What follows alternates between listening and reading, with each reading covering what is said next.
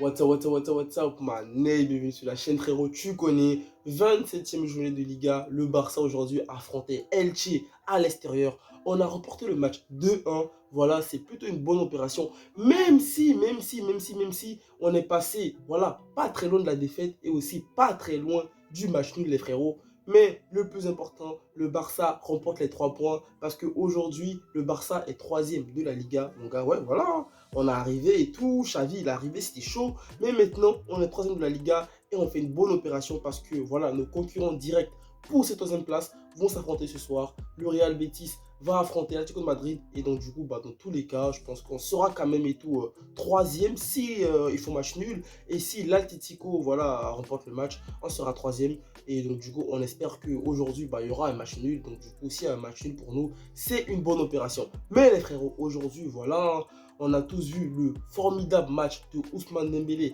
face à l'Atlético Bilbao. Donc du coup, tout le monde voulait que Dembélé soit titulaire. Xavi, il a écouté les supporters. Il a mis Dembélé titulaire. Et moi, je pensais qu'aujourd'hui, l'attaque du Barça, on allait avoir un Dembélé, Aubameyang et Adama Traoré.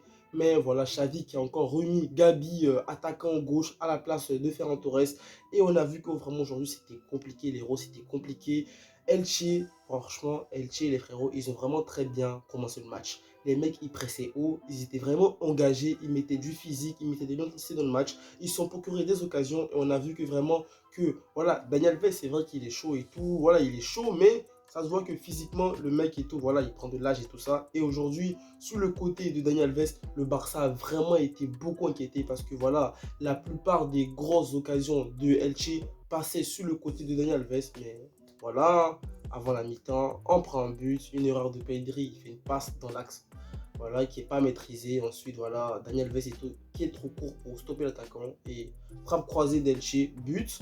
On part à la mi-temps en étant mené à 0 et moi je me suis dit quand même ça allait être compliqué parce que on a vu que dans ce match, Pedri et Dembélé arrivaient beaucoup à se trouver. Mais par contre, de l'autre côté, De Jong et Gabi, c'était un peu compliqué. Et franchement, les matchs que j'ai vus ces derniers temps de Gabi, je l'ai plus trouvé bon au milieu de terrain que sur le côté droit ou, voilà, ou sur le côté gauche. Parce qu'on a très bien vu que sur les côtés du Barça, on peut mettre des joueurs comme Depay, comme Fernand Torres, comme Adama Traoré. Donc je ne m'attendais pas vraiment à ce trio offensif. Et on a vraiment vu que le Barça aujourd'hui a manqué de, comment dire, de repères offensivement, on n'était pas vraiment dangereux. Il n'y avait pas une bonne connexion entre le milieu de terrain et l'attaque, même si en première période, on s'est procuré quand même des occasions. Francky de Jong qui a eu deux grosses occasions, mais malheureusement, voilà, il n'a pas permis au Barça d'ouvrir la marque. Autour de la seconde période, Xavi qui fait des changements qu'il faut. Voilà, Gabi il sort parce que franchement, le match de Gabi n'était pas vraiment aujourd'hui, voilà, très intéressant. Il fait rentrer Ferran Torres et franchement, la rentrée de Ferran Torres, elle a apporté beaucoup du bien au Barça aujourd'hui offensivement. Et de ce fait, voilà, Ferran Torres, Dembélé qui a la construction de l'occasion et après Ferran Torres qui a la finition. Mais franchement, je tiens à dire aussi que Ferran Torres, le mec aujourd'hui quand même, il a beaucoup provoqué. Mais on voit qu'au niveau de la finition, voilà, il est un peu, voilà, il a beaucoup de déchets au niveau de la finition. Et bon, on espère qu'il va s'améliorer et que ça prend beaucoup de temps parce que le mec quand même aujourd'hui, même s'il a permis au Barça d'égaliser et tout, il a eu quand même beaucoup d'occasions de permettre au Barça et tout de passer devant le score. Mais après, voilà, il y a eu des petits soucis. Voilà, le Barça a eu un penalty. Après, d'autres vont dire qu'il y a marre, d'autres vont dire que voilà, les deux joueurs touchent la balle de la main en même temps. Mais franchement, moi, je pense qu'il y a marre, voilà. Et Depay, voilà, qui est aussi rentré dans ce match. Depay qui revient de blessure, qui a marqué dès son retour grâce à une passe de Dembélé. Aujourd'hui encore Depay qui permet au Barça de marquer vraiment un penalty, mais magnifique. Franchement, Depay, c'est but qu'il marque, même si c'est des penalties, mais il ajoute sa patte au fait. Le mec, il a frappé le penalty, limite, on dirait comme si c'était un coup franc, mais il a tellement bien frappé le penalty que même si le gardien il partait du bon côté, moi je pense qu'il ne pouvait pas arrêter la balle. Et le Barça, voilà, hein, qui revient devant au score. Mais après, on a eu Elche. Franchement, Elche a vraiment bien joué. Parce que moi, franchement, j'étais même étonné de l'équipe d'Elche. Je ne les voyais pas aussi performants. Ils ont vraiment mis le Barça aujourd'hui en difficulté. Et heureusement que voilà, il y a les nouvelles règles et tout sur la main. Parce que Elche, franchement, à deux fois en fin de match, ils ont failli avoir un penalty au fait.